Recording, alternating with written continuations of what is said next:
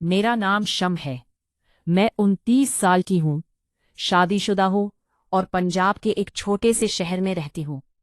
मेरे घर में मेरा शौहर जो 32 साल का है, मेरा 14 साल का बेटा और 16 साल की बेटी है। शौहर सरकारी मुलाजमत करता है, मगर पिछले साल से उसे शदीद दमा है। जरा सी मेहनत से सांस फूल जाती है और वो बिस्तर से तकरीबन लगा रहता है। लोग कहते हैं कि मैं अब भी बहुत खूबसूरत लगती हूँ। कई बार रिश्तेदार और दोस्त मुझे साधना सरगम से तशबीह देते हैं और ये बात मुझे अंदर ही अंदर खुश कर देती है। बात इस दिन की है जब मैं अपने माँ बाप के घर यानी नानी हॉल अपनी बहन की बेटी की शादी में बच्चों समेत गई थी। नानी हॉल मेरे लिए हमेशा से जजीरा ठहरा है। शादी की तैयारियों में पूरा घर शोर शराबे से भरा हुआ था। मेहमानों की आमदोरफ्त, हंसी मजाक, घंघरों की झनकार, हर तरफ रौनक थी। शादी से एक दिन पहले मुझे नहाने की जरूरत पड़ी। नीचे वाले सब बाथरूम्स मेहमानों से भरे पड़े थे। मजबूरन मुझे छत पर बने बाथरूम की तरफ जाना पड़ा। वहां पहुंचकर देखा कि दरवाजा अंदर से बंद है। मैंने आवाज दी, कौन है अंदर? जवाब आया, भाभी मैं हूं जैद, बस 2 मिनट। जैद मेरा चचाजाद भाई है। चचा का बेटा, 26 साल का जवान लड़का जो लाहौर में नौकरी करता है और शादी के लिए आया हुआ था। थोड़ी देर बाद जैद ने दरवाज़ा खोला। वो सिर्फ तौलिया लपेटे हुए था। इसके कपड़े हाथ में थे। जैसे ही वो बाहर निकला, उसका पाँव फिसला और वो जोर से गिर पड़ा। गिरते ही तौलिया उलट गया और मैंने एक लम्हे के लिए वो सब देख लिया जो मेरे जहन में हमेशा के लिए घूम गया। मैं जल्दी से बाथरूम में घुस गई, मगर मेरा दिल धड़क रहा था। नहा कर बाहर आई तो जैद नीचे बैठा सबके साथ नॉर्मल बात कर रहा था, जैसे कुछ हुआ ही ना हो। मगर मेरे अंदर कुछ टूट चुका था। मैं बार बार उसके करीब जाने की कोशिश करने लगी, उसका ध्यान अपनी तरफ खींचने के लिए उसके पास बैठती, हल्का सा हाथ लगाती, उसके कंधे पर हाथ रखकर बातें करती। मगर जैद की सादगी और बेखबरी मुझे और बेचैन कर रही थी। वो बिल्कुल समझ ही नहीं रहा था कि मेरे दिल में क्या तूफान उठ रहा है। वो एक पलक झपकते ही भूल जाने वाला लम्हा मेरे लिए बार बार जिंदा हो रहा था। शादी बहुत धूमधाम से हो गई। 2 दिन बाद घर वाले बहन की बेटी को उसके ससुराल छोड़ने गए। घर में अब सिर्फ चंद औरतें, मेहमान, मेरे बच्चे और जैद ही रह गए थे। शादी की दौड़ धूप के बाद घर में एक अजीब सी खामोशी छा गई थी। शाम 8 बजे खाना खा लिया। मेरी बेटी और बाकी औरतें एक कमरे में सोने की तैयारी कर रही थीं। मुझे और बेटी को भी वहीं सोना था। मेरा बेटा दूसरे कमरे में पलंग पर लेटकर टीवी देख रहा था और वहीं सो जाता है। जैद खाना खाकर बाहर घूमने निकल गया था।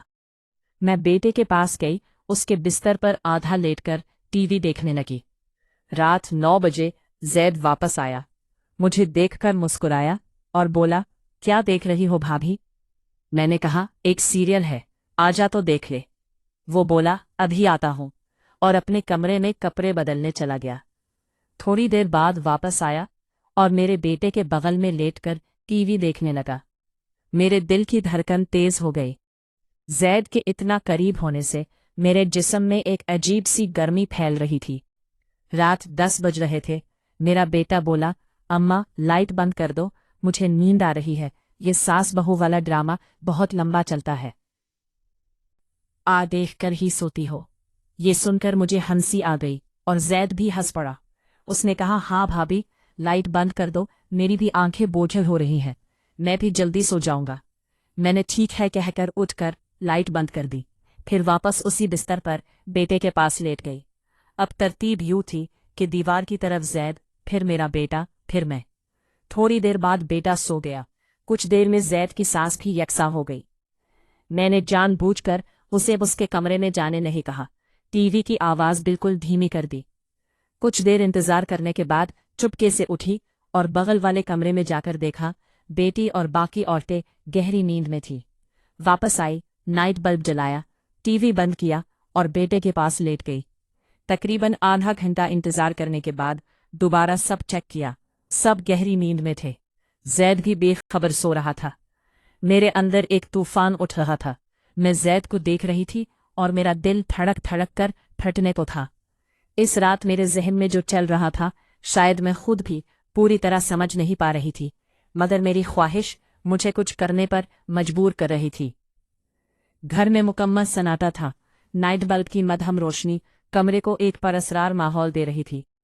मैं बिस्तर पर लेटी थी, मगर नींद कहाँ थी, दूर भाग गई थी।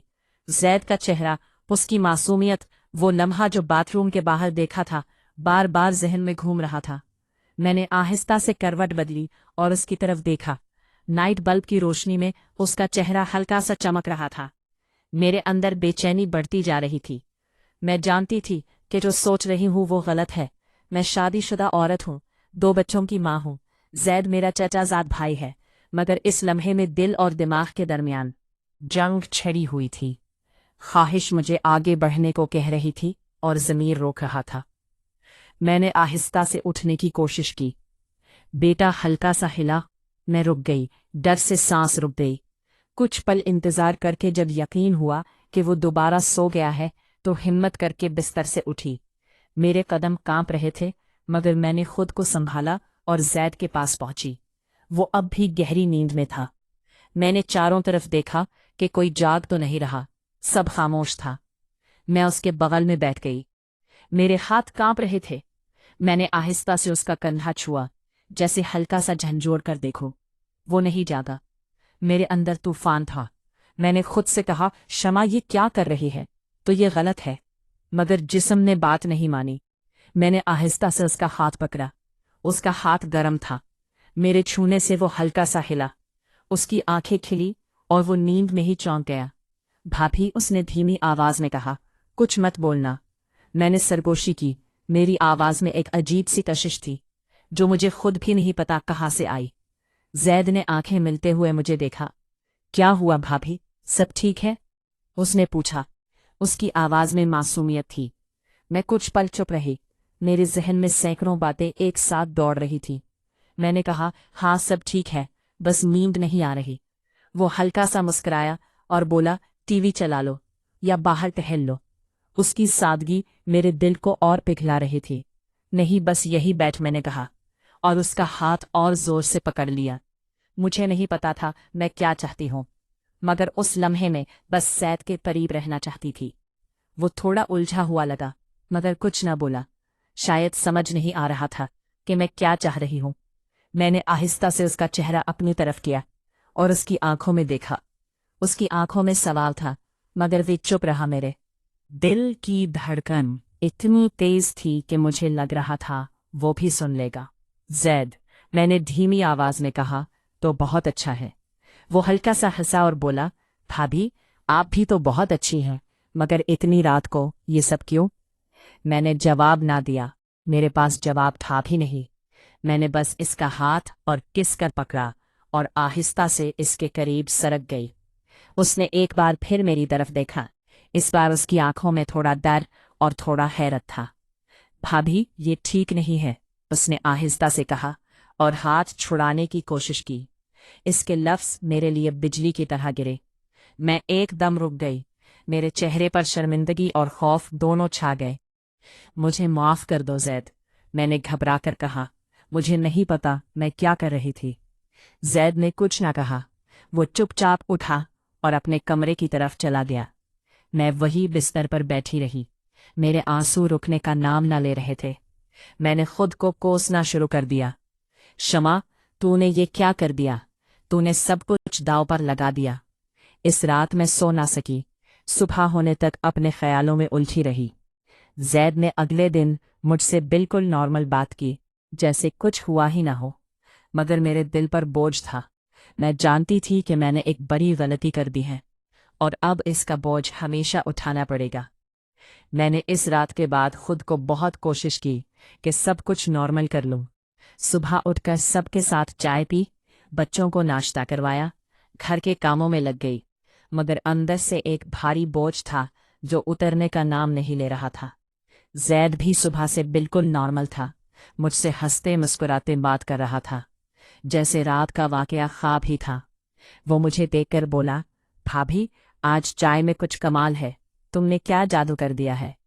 میں نے ہلکا سا مسکرا کر جواب دیا، بس یوں ہی، مگر میری مسکراہٹ چھوٹی تھی، دل میں شرمندگی اور خوف تھا کہ کہیں وہ مجھ سے ناراض تو نہیں ہو گیا۔ دن بھر گھر میں چہل پہل رہی، مہمان عورتیں بیٹھیں گپے مارتی رہیں، بچے کھیلتے رہے۔ زید کبھی باہر گیا، کبھی گھر آیا، ہر بار جب وہ آتا تو میری نظریں خود بخود اس پر چلی جاتی۔ وہ جب